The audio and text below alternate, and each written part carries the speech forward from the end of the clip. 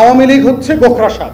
ও যত সুন্দর করে নাচে, দিন শেষে ও আওয়ামী লীগ ও দিল্লির দালাল, আমার নিরাপত্তার হুমকি। জুলাই সহযোদ্ধা নুরুর উপরে যে ন্যাক্কারজনক হামলা হয়েছে, আমরা পুলিশ এবং সামরিক বাহিনীর সেনা সদস্যদেরকে যাদেরকে দেখলাম, পাশাপাশি কিছু পুরাতন আমলের হেলমেট বাহিনীর কিছু সদস্য দেখলাম আমরা, হলুদ হেলমেট পরা, এবং এই সবাই মিলে গত এক বছরে আমরা দেখি নাই যে কোনো আওয়ামী লীগের নেতাকেও ধরার পরে এই লেভেলে পিটাইছে। আমরা দেখছি ছাত্র দলের নেতাদেরকে কিভাবে পিটাইছে পুলিশ, সেনাবাহিনী, র্যাব মিলে। আমরা দেখছি যুব দলের নেতাদেরকে কেমনে পিটাইছে। বেগম জিয়াকে এক কাপড়ে কিভাবে এই দেশে ক্যান্টনমেন্ট থেকে, বাসা থেকে বের করে দিয়েছে।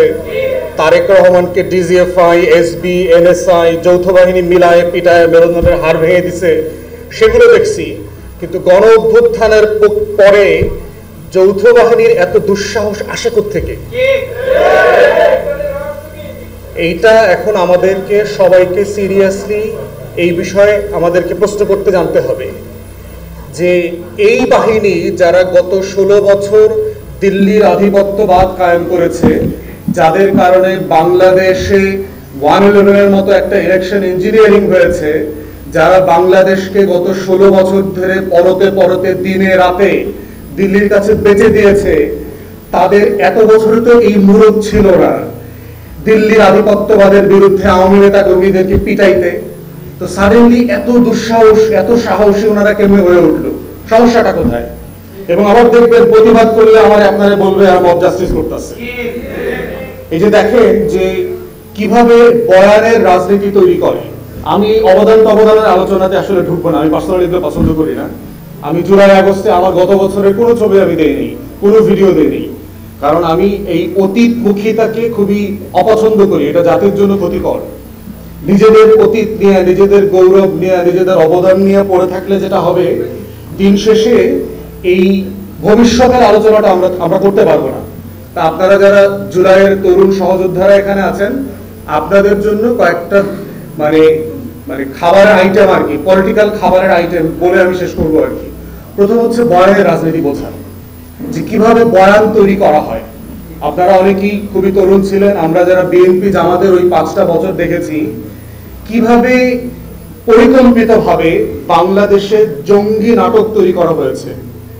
বাংলাদেশে জিয়াউর রহমানকে কিভাবে পাকিস্তানের চর বানানো হয়। মানে আপনি চিন্তা করে দেখেন, যেই কালো কোট পরা পেঙ্গুইনদের নেতা শেখ মুজিব পালায় চলে যায়, ও হলো জাতির জনক। আর যে জীবনের ঝুঁকি নিয়ে নিজের কমান্ডারকে মাইরা বলতেছে যে আমি প্রতিবাদ করলাম, যুদ্ধ শুরু হলো, সে হলো পাকিস্তানের চর। মানে খেয়াল করে দেখেন যে পলিটিক্স অফ ন্যারেটিভ, যে বয়ানের রাজনীতিটা কিভাবে তৈরি হয়। যেই খালেদা জিয়া দেশ ছেড়ে পালায় নাই কোনোদিন, 111-এর সময় দেশ ছেড়ে পালায় নাই, বাংলাদেশে রয়ে গেছে, রিপিটেড আপনার অফার থাকার পরেও সেই খালেদা জিয়া সম্পর্কে হেলো কোনো বাজে কথা নাই, যা হাসিনা আওয়ামী এই চক্রের মুখ থেকে বের হয় নাই। কিন্তু উল্টা দেখেন, যে পালায় না অথচ গোষ্ঠী শুদ্ধ সবার পালানোর ইতিহাস আছে, ও বারবার পালায় কিন্তু আবার। কিন্তু ও হইলো আবার স্বাধীনতার পক্ষের চেতনার লোক আর কি। তাহলে যে পালায় নাই সে হইল আমাদের শত্রু, দেশের শত্রু।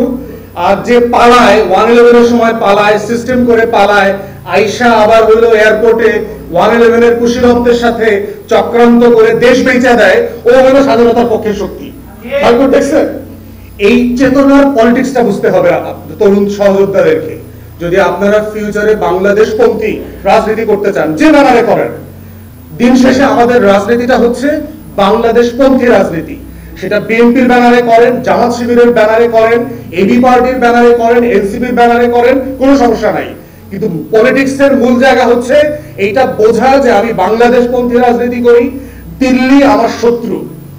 এটার মধ্য দিয়ে হচ্ছে আগামী দিনের রাজনীতিকে বিনির্মাণ করতে হবে। অতএব আমাদের এখন প্রথম চ্যালেঞ্জ হচ্ছে বয়ানের রাজনীতি বোঝা। দ্বিতীয়, দেখেন বয়ানের পলিটিক্সটা কিভাবে ওয়ার্ক করতেছে। আওয়ামী লীগ পুনর্বাসনের রাজনীতি। আমাদের ডিপ স্টেট গুলো, রাজনৈতিক দলগুলোকে ডেকে ডেকে নিয়ে বলছে যে একটা ইনক্লুসিভ নির্বাচন করতে হবে। সেপ্টেম্বর, অক্টোবর, নভেম্বর, ডিসেম্বরে দেখেন এটা হলো প্রথম পর্ব নাটকের ইনক্লুসিভ ইলেকশন। ইনক্লুসিভ ইলেকশনটা কি জিনিস? যে আওয়ামী লীগ যেন নির্বাচন থেকে বাদ না পড়ে। তাহলে তাদের কাছে গত বছরে যা ঘটে গেছে এটা শুধু একটা ক্ষমতার পরিবর্তন হয়েছে, এখানে কোনো অভ্যুত্থান হয়নি। এটা একসময় বিএনপি ছিল, এরকম বিএনপির আন্দোলন করে পতন করানো হয়েছে। এখন আওয়ামী লীগ আসছে, আওয়ামী লীগকে আন্দোলন করে পতন করানো হয়েছে। একসময় এরশাদ ছিল, এরশাদকে আন্দোলন করে পতন করানো হয়েছে। বাস্তবতাটা কি আসলে তাই? এরশাদ বিরোধী আন্দোলন, বিএনপি জামাত বিরোধী আন্দোলন আর গত বছরে গণঅভ্যুত্থান কি এক জিনিস? কিন্তু তারা দেখবেন মিডিয়াতে সবাইকে একই ভাষায় বলবার চেষ্টা করতেছে। অতএব তো স্বৈরাচার বিরোধী আন্দোলনের পরে এরশাদ নির্বাচন করে নাই, এরশাদের লোকজন 30-35টা সিট পাইছেন 91-তে। তারপরে হচ্ছে বিএনপি জামাতের বিরুদ্ধে আন্দোলন করার পরে 96-তে কি বিএনপি নির্বাচন করে হারছে, তো সংসদে ছিল তো। তাহলে এইবারও কেন এই হাসিনা চলে গেছে, আবার বিএনপি আবার ক্ষমতায় আসবে, আওয়ামী লীগ নির্বাচন করবে? যুক্তিগুলো খেয়াল করে দেখেন। তাহলে নাটকের প্রথম পর্ব ছিল আওয়ামী লীগকে পুনর্বাসন করা হবে ভোটের মাধ্যমে। আমরা কালেকটিভলি সবাই মিলে যখন দাঁড়ালাম যে আওয়ামী লীগকে পুনর্বাসনের রাজনীতি মেনে নেওয়া হবে না, যেই পদে থাকেন, যেই আমলাতন্ত্রে থাকেন, যেই উর্দি পরা কাপড় পরে প্রজাতন্ত্রের কর্মচারীরা যদি আমাদেরকে ডিক্টেট করবার চেষ্টা করেন, আমরা প্রতিবার আপনাদেরকে না বলবো। যেভাবে দিল্লির আধিপত্যবাদের বিরুদ্ধে আমরা বারবার না বলেছি এবং আমরা লড়াই করেছি, আওয়ামী লীগ পুনর্বাসনের রাজনীতি হবে না। এখন দেখেন দ্বিতীয় পর্ব, দেখেন আওয়ামী লীগ পুনর্বাসনের। পরিষ্কার পরিচ্ছন্ন আওয়ামী লীগ শুনছেন না আপনারা? রিফাইন্ড আওয়ামী লীগ। রিফাইন্ড আওয়ামী লীগ কেমনে হইব? এই সাবের হোসেন চৌধুরী সাহেবের মতো একটা ভদ্র মানুষ, ভালো মানুষ, কথা সত্য। গোকরা সাহেবের সাউন্ড বদলাইলেও কি ওর বিষদান পরিবর্তন হয়? সাপের চামড়া বদলায়, গ্রামে দেখছেন? হ্যাঁ, সাপের চামড়া বদলায় না? চামড়া বদলাইলে কি ওর খাইসলত বদলায়? খাইসলত বদলায় না। আওয়ামী লীগ হইল সেরকম গোকরা সাপ। অতএব এই গোকরা সাপ বারবার কইব যে ভাই আমি কিন্তু এখন নাচতে পারি, আগের মতো চিলাচিলি করি না, আমি এখন নাচি, আমার নাচ দেখতে আসেন। ও নাচের ফাঁকেও সুযোগ পাইলে কি করবে? ছবল দেবে। আওয়ামী লীগ হচ্ছে গোকরা সাপ। ও যে পোশাক পরে আসে, ও যত ভদ্র ভাষায় কথা বলে, ও যত সুন্দর করে নাচে, দিন শেষে ও আওয়ামী লীগ, ও দিল্লির দালাল, আমার নিরাপত্তার হুমকি। এটা হলো বটম লাইন। অতএব সেই ধরনের রাজনীতি বুঝতে হবে। এটা হচ্ছে বাংলাদেশ পক্ষের রাজনীতি। এটা হচ্ছে আওয়ামী লীগ পুনর্বাসনের দ্বিতীয় পর্বের নাটক। যে একটা দেখছেন না, সোহেল তাজ তার বাপের 100 বছরের জন্মদিবস না কি দিবসে গেছে তার বোন রিলয়া প্রধান উপদেষ্টাকে দাওয়াত দিতে, খেয়াল করছেন? সোহেল তাজ তো ভালো মানুষ, পলিটিক্সে নাইটাই খালি শরীর বাড়ায়, খালি শরীর নাড়াচাড়া করে, ভালো মানুষ। ওই গোকরা সাপ, একজন বাংলায় করা গোকরা সাপ আর একজন হলো বডি বিল্ডিং গোকরা সাপ, সুযোগ পাইলে কামড় দিবে।